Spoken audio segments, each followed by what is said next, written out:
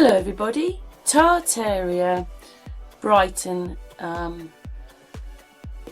Brighton Palace, which is also known as the Royal Pavilion.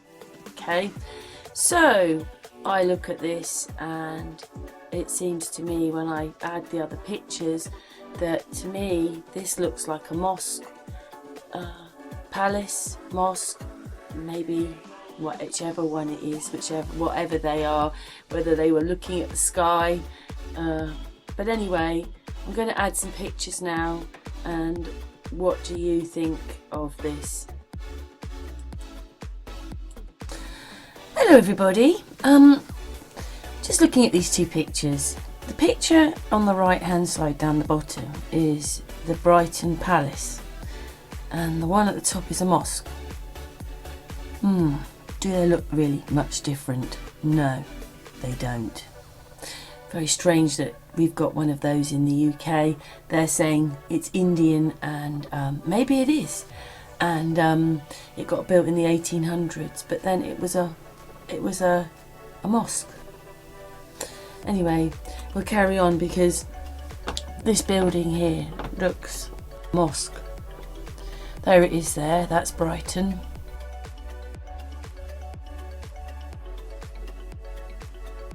Anyway, that one is in Moscow and it's very similar again. And this spot could be inside the dome, or domes. Now, not all mosques have pillars.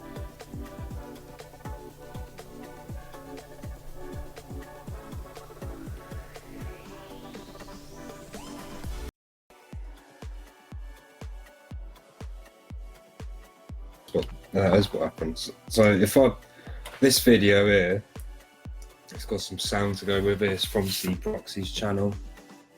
It's from 1575. It's a building in Italy, an astronomer's building. It was just set up to show the sky. It was basically a giant sundial. This whole building. So there's some audio that goes with this, which. I just find this really incredible. Even in Brighton, in the middle 1880s, they had, like 1850, they had an Aegean project, but unfortunately they took the middle column out and the thing collapsed. But I'm just saying that they actually went to the effort. They had all these things.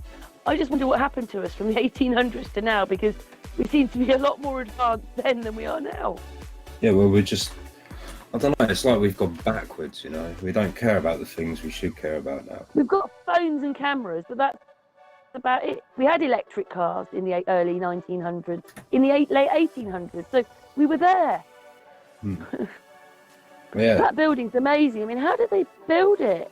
I mean, people have to realise, how do they build these things? You can't build that in 5 minutes.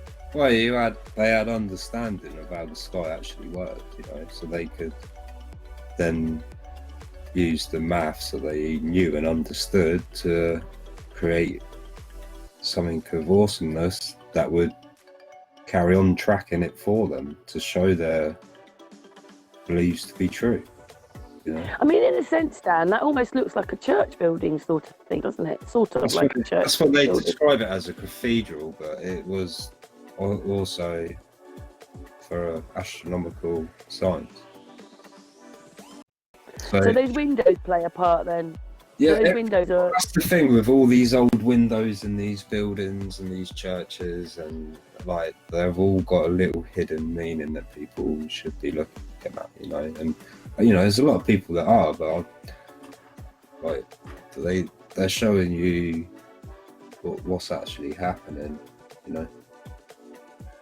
They are showing you the truth. So do you want to just sit back and we can watch this? It's 3 minutes 37. Go for it, Dan. As long as it's all right for the channel, go for it. Yeah, no, I'm sure it is. It's you have to let me know, make sure that you can hear it all right. So, yeah. Here we go. Expelled secret astronomical features into churches. By Jeff Minot, 2016, a disc of light moves across the cathedral floor. Can you hear that? The marble in its light, Yeah. revealing deeply colored swirls, rich with hues of burgundy, plum, caramel, and ochre. It is ancient rock, stained by terrestrial chemistry and by the infernal pressures of the inner earth. Its surface is smooth and nearly reflective. Testament to extraordinary craftsmanship, but also to the effects of hundreds of years' worth of penitent feet processing through the looming shadows of the church interior.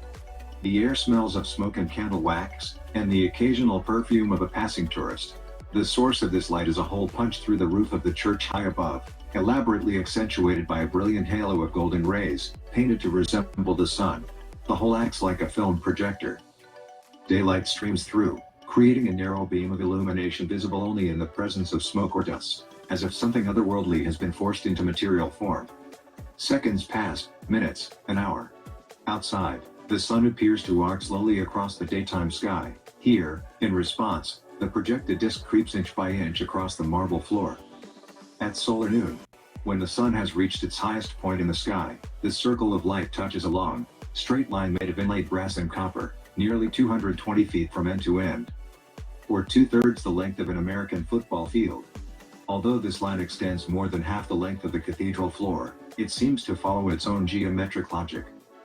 It is a long diagonal slash cutting between two columns, against the building's floor plan, as if at odds with the structure that houses it. Stranger still, on either side of this brass line, words and celestial images have been carved directly into the rock. There are the 12 signs of the zodiac interspersed amongst Roman numerals and references to solstices. There is Aquarius, the water bearer, Capricorn, with its confusing mix of shaggy horns and the coiled tail of a sea creature, Sagittarius, preparing to fire a magnificent bow and arrow, and the pouting fish of Pisces. At first glance, these symbols seem pagan, even sacrilegious, as if the astral remnants of an older belief system have somehow survived beneath the feet, and beyond the gaze, of daily worshippers. Yet these symbols are not there to cast horoscopes, let alone spells. They are there for purposes of church administration and astronomical science. This cathedral, the Basilica di San Petronio in Bologna, Italy, also doubles as a solar observatory, at one point. One of the most accurate in the world, and these signs of the zodiac are part of an instrument for measuring solstices.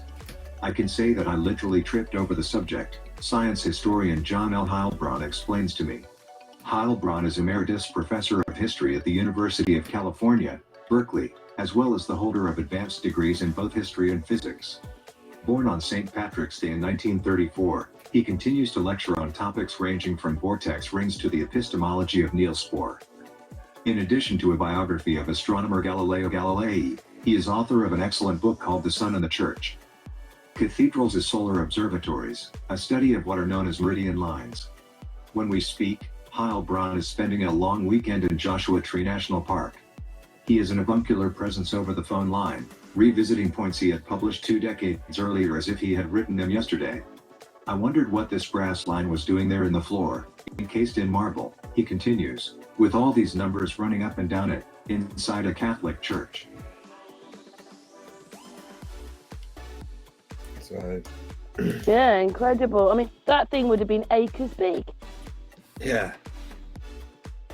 In Italy. Like, it just amazes me that they could build it, because, like I said, they built this dome where you could sit in it and you could have a field in it and animals, but they took the column out, the dome, and it collapsed. These things haven't collapsed; they're still here. That is probably one of the best buildings of its time. That thing, that copper thing, blimmin' hell. Incredible, isn't it? Yeah. Yeah. This is all stuff that has happened. You know? That nobody really knows about. This only works if it's going around, if the sun is going around that specific point. Do you see what I'm saying? Yeah. Which the sun does to the observer. It is to the observer, it goes around.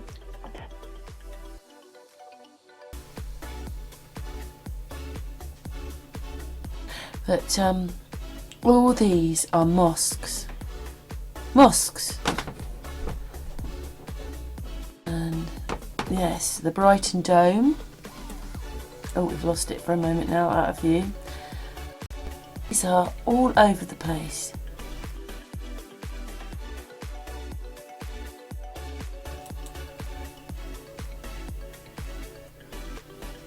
But every single one we're seeing is a mosque.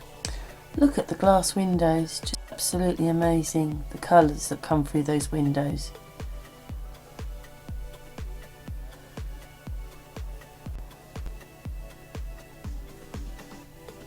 Absolutely amazing.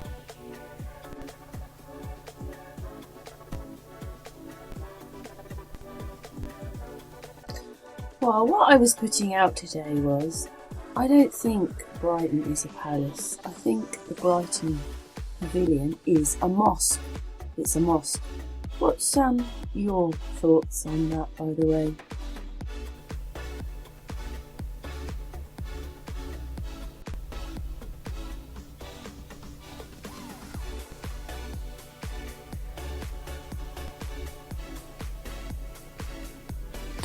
Anyway, that's what I think. Comments below.